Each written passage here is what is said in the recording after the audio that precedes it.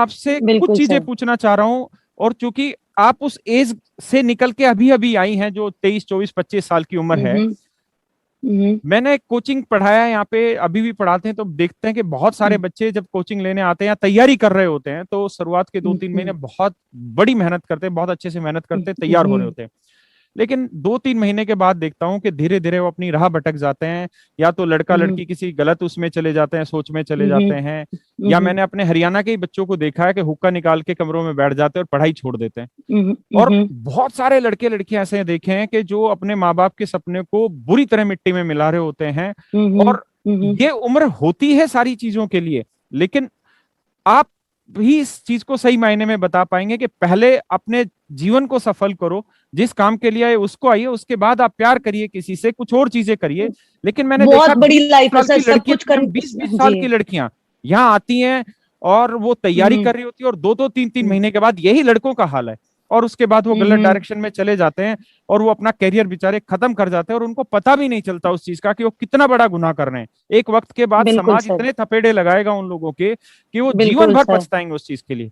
लेकिन आप उस एज ग्रुप से निकले हैं, और मैं बहुत फ्री होके ये चीज आपसे पूछ रहा हूँ कि ये चीजें आपके सामने भी आई होंगी, तो आपने अपने आप को कैसे कंसंट्रेट सिर्फ एक उस मंजिल के लिए रखा और इधर उधर नहीं भटके?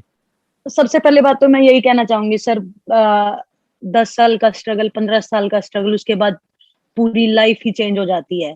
तो मेरी लाइफ में भी बिल्कुल ये स्टेज आई, और जैसे मैं ट्रेनिंग करने जाती थी, और फिर मैं जो स्कूल की फ्रेंड्स थी उनको देखती थी, आज वो पार्टी करने जा रही हैं सर, आज वो क्लब जा रही हैं या कहीं भी घूमने फिरने जा रही हैं। तो सर मेरा भी मन करता था, लेकिन ना पता नहीं भगवान की दया थी ऊपर से कि कुश्ती को इतना ज्यादा प्रेम था कि फिर मैंने ये चीज छोड़ी।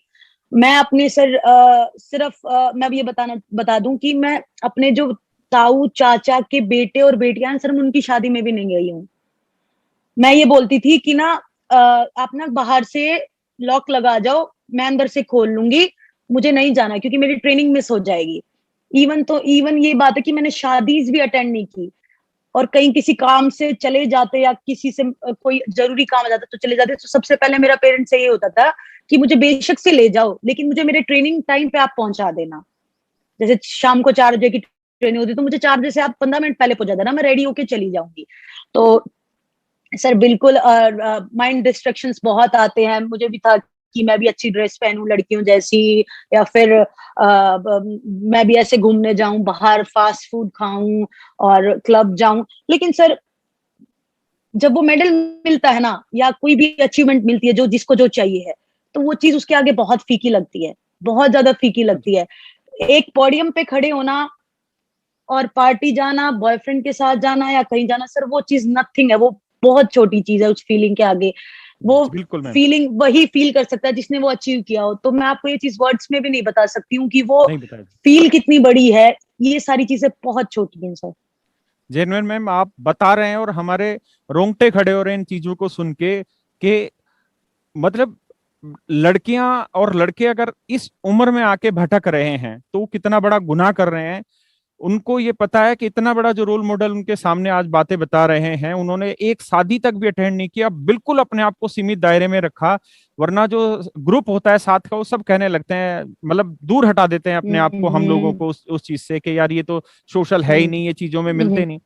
लेकिन आपने जितना संघर्ष किया, वो सच में बयानी रूप से करना, बयान करना जुबानी रूप से वो संभव ही नहीं है। मतलब इतना बड़ा स्ट्रगल हम्म। है।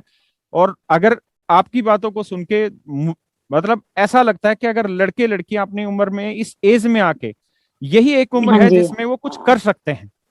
हाँ जी। अगर इस 20 से 30 साल की उम्र में वो मेहनत नहीं करेंगे, 30 साल के बाद वो करना भी चाहेंगे तो मौका शायद भगवान उनको दोबारा ना दे। ना दे, बिल्कुल सर, एक टाइम पीरियड होता है। मैं बिल्कुल, यही बहुत सही बात है कि यही टाइम है, इसी टाइम में हमें कुछ करना है। जैसे फॉर एग्जांपल, जैसे कि मैं बताती हूँ लड़कियों को कि मेरा करियर अभी इतना बाकी है और आप लोगों ने शुरुआत किया तो आपका इतना बाकी है। मुझे खुद दुख होता है कि मुझे रेसलिंग छोड़नी है, और एक टाइम आएगा जब मैं भी कब कुश्ती छोड़ दूंगी और वो फीलिंग मेरे पास आना बंद हो जाएगी। बंद वो हो जाए। मेडल जीतने की, वो ट्रेनिंग की, वो दूसरे देश में जाके अपना झंडा ऊपर करने की वो फीलिंग मेरे पास नहीं होगी, लेकिन आपके पास होगी, और यही टाइम है। तो इस टाइम को वेस्ट ना करते हुए आप इस चीज को अपने मतलब आप अच्छे से कुश्ती करो, अच्छे से डिसिप्लिन रहो, फिर आगे जाके तो आप वही बात है कि आप जो भी चाहो वो कर सकते हो। बिल्कुल।